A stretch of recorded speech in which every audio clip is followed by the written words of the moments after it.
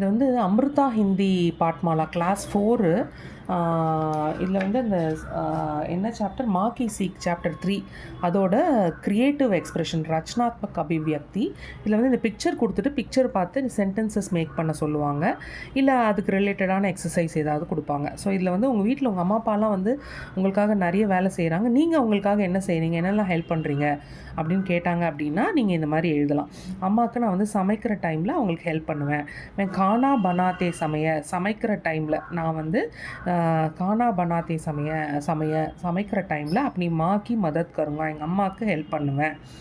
அப்புறம் வந்து நான் வீட்டில் இருக்கிற கார்டனில் இருக்கிற பிளான்ஸ்க்கெல்லாம் தண்ணி ஊற்றுவேன். அப்பனே பகீச்சே நான் என்னுடைய கார்டனில் பௌதோங்கோ பிளான்ஸுக்கு பானி தூங்கா தண்ணி ஊற்றுவேன்.